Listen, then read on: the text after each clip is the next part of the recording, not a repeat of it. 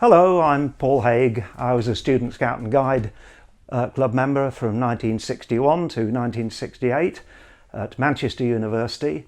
I then moved on to SSAGO, and I've been in SSAGO ever since, variously as Treasurer, Chairman and more recently as President. As an undergraduate from 61 to 64, I was a member of the Manchester Club. I then met, through Student Scouting and Guiding, my wife Hilary. We got married in 1966.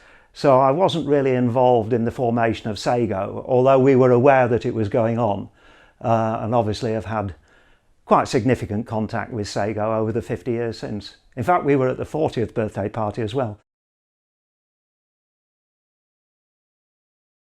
The thing that is amusing us this weekend, we did all our activities in uniform.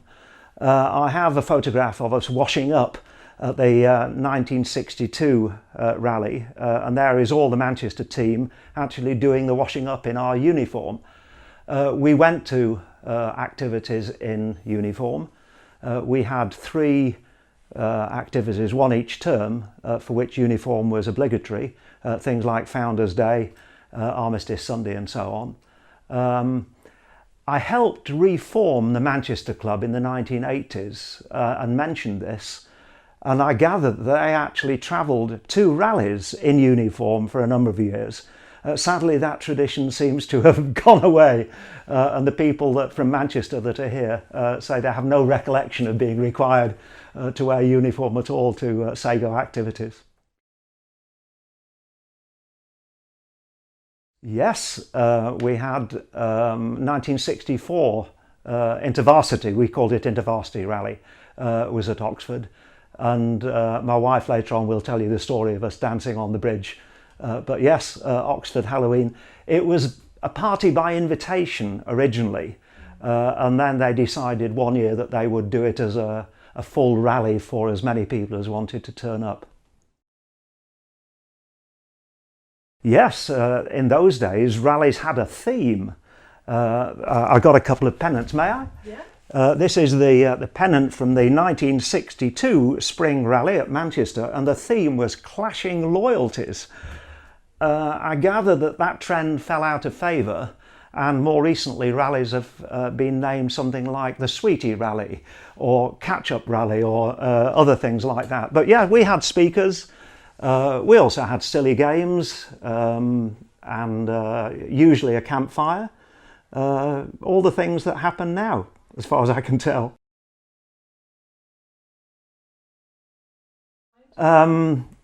Eating a dolly mixture off a pile of flour. You may make a cake out of flour, compress it down, put a dolly mixture on top, and you have to take a slice off the powder and move it alongside, and then the last person, or the person who is in charge of the knife when the dolly mixture falls down, has his face pulled in the powder. Yeah, it's lovely.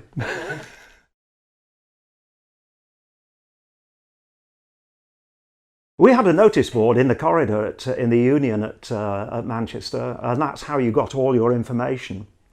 As I mentioned, I was able to help reform the Manchester Club in the 1980s, and within their constitution there was a component which said that every member will receive a written communication about every meeting. And I looked at this and said, you're not moving with the times. It can't be a written communication. Take out that word. Every member will receive a communication. It might be, in those days, emails and text messages were in their infancy, but that was what I was thinking of. Communication these days is immediate and to the individual. In our day, we actually had to remember to go up to the Union and have a look at the notices. We had an annual programme. Again, I've got a couple of these. This was the membership card for the Manchester Scout and Guide Club in 1965. It had the dates of our programmes, what we were doing. Membership in those days was 3 shillings, 15 pence for the year. How about that? So communications these days so much easier at every level, on an individual level and for the group as a whole. amazing how we actually managed to get everybody together for a meeting, really. SSAGO, as you know, was formed by Student Scouts and Guides specific to run a Scouts and Guides joint camp. We believe it was the first one in England, possibly, and that was 1957 when the committee was formed, 1959 when the camp actually took place. I joined shortly after. I'm not one of the original members of SSAGO. There are still, happily, some of those people around. And we've always welcomed Student Scouts and Guides into our organisation. SSAGO is our obvious recruiting ground. We're delighted to be here and at events like this to meet the present generation of Student Scouts and Guides, because they are our future. We're very fortunate. In fact, all my 3 daughters have been through SSAGO in various guises. Sally at Oxford, Rachel at Birmingham, and I think she was actually chairman of SSAGO at one stage, the whole national organisation. And Wendy, when she went to Hull University, was horrified to find that there wasn't a Student Scout and Guide club there, so she formed one. And now our grandchildren are in SSAGO. Laura Payne is on your committee. So SSAGO died in the wall, I'm afraid.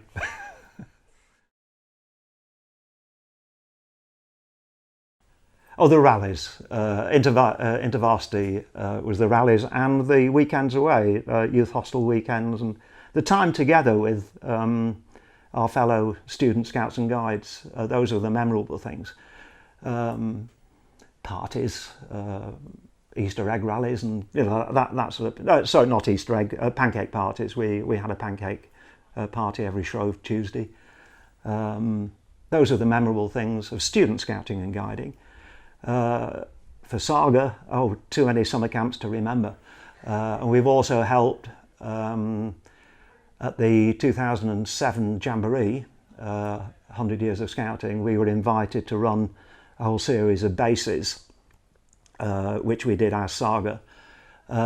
Subsequent to that, the Girl Guides got in on the act and have asked us to run similar bases for their activity called Wellies and Wristbands. People seem to enjoy it, keep asking us back.